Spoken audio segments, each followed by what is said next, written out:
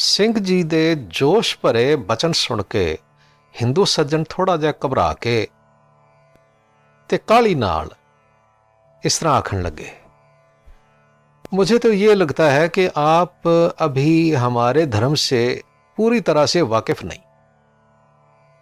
शायद आपको यह मालूम हो कि हिंदू धर्म के 7 विशेष नियम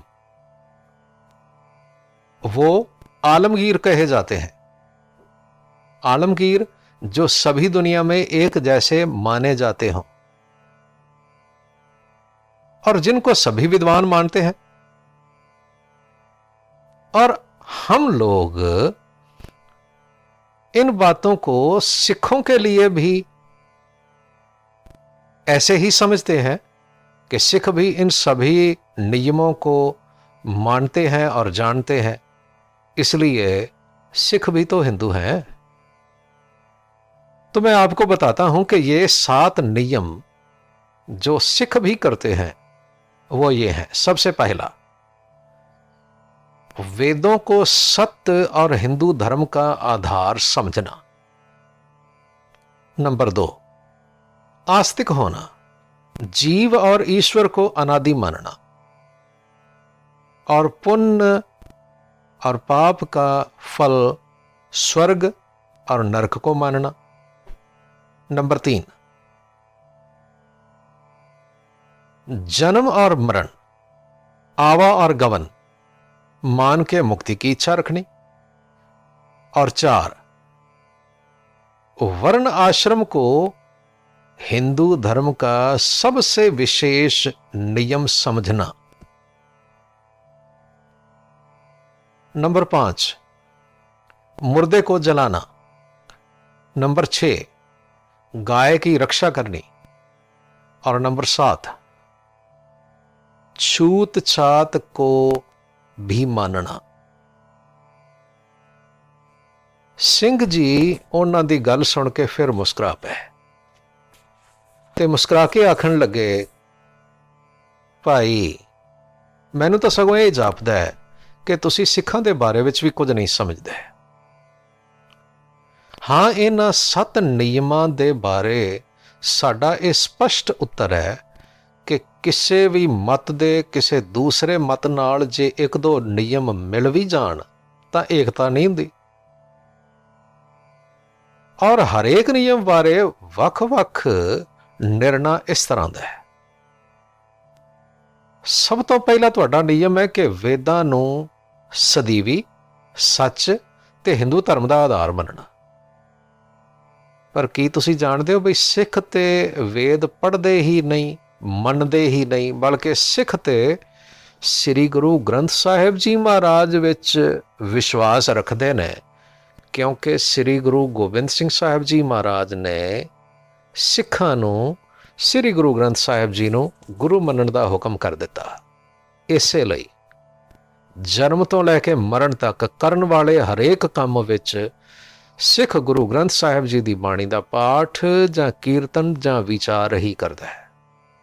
ਇਸ ਲਈ ਤੁਹਾਡਾ ਪਹਿਲਾ ਨਿਯਮ ਗਲਤ ਸਾਬਤ ਹੋ ਗਿਆ ਕਿ ਸਿੱਖ ਵੀ ਵੇਦਾਂ ਨੂੰ ਧਰਮ ਦਾ ਆਧਾਰ ਮੰਨਦੇ ਨੇ। ਨੰਬਰ 2, ਆਸਥਾ ਰੱਖਣੀ, ਆਸਤਕ ਹੋਣਾ, ਭਾਵ ਰੱਬ ਵਿੱਚ ਵਿਸ਼ਵਾਸ ਕਰਨਾ। ਇਹ ਵਾਲਾ ਨਿਯਮ ਸਿਰਫ ਹਿੰਦੂਆਂ ਵਿੱਚ ਹੀ ਥੋੜ੍ਹਾ ਹੈ। ਜੇ ਰੱਬ ਵਿੱਚ ਵਿਸ਼ਵਾਸ ਕਰਨ ਕਰਕੇ ਤੁਸੀਂ ਸਿੱਖਾਂ ਨੂੰ ਹਿੰਦੂ ਸਮਝਦੇ ਹੋ ਤਾਂ ਭਾਈ ਤੁਹਾਨੂੰ ਜ਼ਰੂਰ ਪਤਾ ਹੋਵੇਗਾ ਕਿ ਹੋਰ ਕਿਤਨੇ ਸਾਰੇ ਐਸੇ ਧਰਮ ਨੇ ਜਿਹੜੇ ਰੱਬ ਵਿੱਚ ਵਿਸ਼ਵਾਸ ਕਰਦੇ ਨੇ, ਪੁੰਨ ਪਾਪ ਵੀ ਮੰਨਦੇ ਨੇ। ਨੰਬਰ 3, ਆਵਾਗਮਨ, ਭਾਵ ਜਨਮ ਅਤੇ ਮੌਤ ਜਾਂ ਬਾਰ-ਬਾਰ ਇਸ ਜਗਤ ਵਿੱਚ ਆਉਣ ਦੀ ਕਿਰਿਆ। ਇਹ ਸਿਰਫ ਸਿੱਖ ਜਾਂ ਹਿੰਦੂ ਹੀ ਥੋੜ੍ਹਾ ਮੰਨਦੇ ਨੇ। ਪ੍ਰਾਚੀਨ ਸਮੇਂ ਵਿੱਚ ਮਿਸਰ ਔਰ ਯੂਨਾਨ ਦੇ ਨਿਵਾਸੀ ਵੀ ਇਸੇ ਤਰ੍ਹਾਂ ਦਾ ਵਿਸ਼ਵਾਸ ਰੱਖਦੇ ਸਨ। ਔਰ ਇੰਗਲੈਂਡ ਦਾ ਡਰੋਇਡ ਪ੍ਰੀਸਟ ਜਾਂ ਪਾਈਥਾਗੋਰਸ ਜਾਂ ਐਮਪੀਡੋਕਲਸ, ਇਹ ਸਾਰੇ ਫਿਲਾਸਫਰ ਵੀ ਆਵਾਗਮਨ ਨੂੰ ਮੰਨਦੇ ਨੇ। ਨੰਬਰ 4, ਸਿੱਖ ਕਦੇ ਵੀ ਕਿਸੇ ਵੀ ਹਾਲਤ ਵਿੱਚ ਵਰਨ ਆਸ਼ਰਮ ਭਾਵ ਬ੍ਰਾਹਮਣ, ਖੱਤਰੀ, ਵੈਸ਼ ਜਾਂ ਸ਼ੂਦਰ ਆਦਿਕ ਜ਼ਾਤਾਂ ਨੂੰ ਨਹੀਂ ਮੰਨਦਾ। ਨੰਬਰ 5, ਮੁਰਦਿਆਂ ਨੂੰ ਸਾੜਨਾ ਭਾਵ ਮੁਰਦੇ ਨੂੰ ਜਲਾ ਦੇਣਾ, ਇਹ ਤਾਂ ਸਿਰਫ ਤੇ ਸਿਰਫ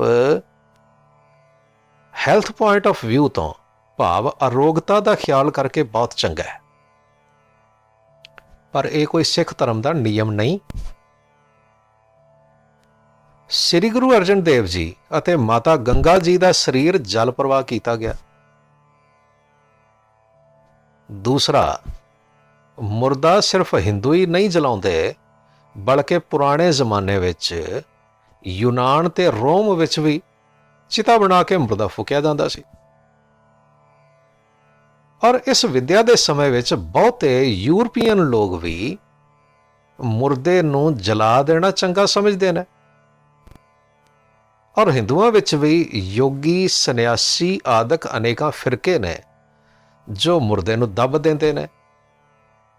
ਬਹੁਤ ਸਾਰੇ ਹਿੰਦੂ ਗੰਗਾ ਆਦਿਕ ਨਦੀਆਂ ਵਿੱਚ ਮੁਰਦੇ ਨੂੰ ਜਲ ਪ੍ਰਵਾਹ ਕਰ ਦਿੰਦੇ ਨੇ। ਫਿਰ ਕੌਣ ਕਹਿ ਸਕਦਾ ਹੈ ਬਈ ਮੁਰਦਾ ਜਲਾਉਣਾ ਹਿੰਦੂ ਧਰਮ ਦਾ ਨਿਯਮ ਹੈ, ਤੇ ਜੇ ਸਿੱਖ ਵੀ ਇਸ ਤਰ੍ਹਾਂ ਕਰਨ ਤੇ ਸਿੱਖ ਹਿੰਦੂ ਹੋ ਗਏ? ਫਿਰ ਅਗਲੀ ਗੱਲ, ਜੋ ਤੁਸੀਂ ਕਹਿੰਦੇ ਸੀ ਨਾ ਬਈ ਗਾਂ ਦੀ ਰੱਖਿਆ ਕਰਨੀ ਤੇ ਉਸ ਨੂੰ ਪਵਿੱਤਰ ਮੰਨਣਾ, ਗਾਂ ਇਸ ਭਾਰਤ ਦੇਸ਼ ਲਈ ਲਾਭਦਾਇਕ ਹੈ। ਔਰ ਅੱਜ ਦੇ ਜ਼ਮਾਨੇ ਵਿੱਚ ਜਿੱਥੋਂ ਤੱਕ ਯੋਗ ਹੋਵੇ ਉਸ ਨੂੰ ਬਚਾਈ ਰੱਖਣਾ, ਇਹ ਵੀ ਕਿਸੇ ਹੱਦ ਤੱਕ ਚੰਗਾ ਹੋ ਸਕਦਾ ਹੈ। ਪਰ ਗੁਰਮਤ ਵਿੱਚ ਗਾਂ ਨੂੰ ਮਾਤਾ ਮੰਨ ਕੇ ਕਦਰ ਕਰਨੀ, ਇਹ ਹਿੰਦੂਆਂ ਵਰਗੀ ਨਹੀਂ। ਭਾਵ ਨਾ ਤਾਂ ਸਿੱਖ ਮੂਤਰ ਪੀਂਦੇ ਨੇ, ਨਾ ਗੋਬਰ ਖਾਂਦੇ ਨੇ, ਨਾ ਗਊ ਦੇ ਗੋਹੇ ਦਾ ਚੌਂਕਾ ਦੇਣਾ ਜ਼ਰੂਰੀ ਸਮਝਦੇ ਨੇ, ਨਾ ਹੀ ਗਊ ਮੇਦ ਯੱਗ ਕਰਨ ਨੂੰ ਤਿਆਰ ਨੇ, ਤੇ ਨਾ ਹੀ ਆਏ ਹੋਏ ਪ੍ਰਾਹੁਣਿਆਂ ਨੂੰ ਗੋਘਨ ਭਾਵ ਗਊ ਦਾ ਪੁੱਤਰ ਜਾਣ ਕੇ ਇਸ ਨਾਮ ਨਾਲ ਬੁਲਾਉਣ ਲਈ ਤਿਆਰ ਨੇ। ਫਿਰ ਸਭ ਤੋਂ ਆਖਰੀ ਗੱਲ, ਤੁਸੀਂ ਆਖਦੇ ਹੋ ਬਈ ਛੂਤ ਛਾਤ ਦਾ ਵਿਸ਼ਵਾਸੀ ਹੋਣਾ, ਜ਼ਾਤ ਪਾਤ ਕਰਕੇ ਊਚ ਨੀਚ ਮੰਨਣਾ, ਔਰ ਨੀਵੀਂ ਜ਼ਾਤ ਤੋਂ ਆਪਣੇ ਆਪ ਨੂੰ ਪਿੱਟਿਆ ਹੋਇਆ ਜਾਣ ਲੈਣਾ, ਤੇ ਸੁਚਮਤਾ ਦੇ ਖਿਆਲ ਨਾਲ ਜੇ ਕੋਈ ਨੀਵੀਂ ਜ਼ਾਤ ਦਾ ਬੰਦਾ ਨੇੜੇ ਵੀ ਆ ਜਾਏ ਤੇ ਮੰਨ ਲੈਣਾ ਵੀ ਹੁਣ ਮੈਂ ਝੂਠਾ ਹੋ ਗਿਆ।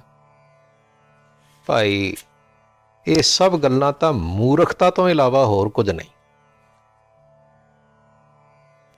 ਫਿਰ ਹੋਰ ਸੁਣੋ, ਸ਼੍ਰੀ ਰਾਮਚੰਦਰ ਜੀ, ਵਸ਼ਿਸ਼ਟ, ਵਿਸ਼ਵਾਮਿੱਤਰ, ਪਰਸ਼ੂਰਾਮ, ਕ੍ਰਿਸ਼ਨ, ਯੁਧਿਸ਼ਟਰ, ਇਹ ਸਾਰੇ ਕੇਸਾਂ ਤੇ ਦਾੜੀ ਰੱਖਣ ਵਾਲੇ ਅਮੁੰਡਿਤ ਹਿੰਦੂ ਸਨ।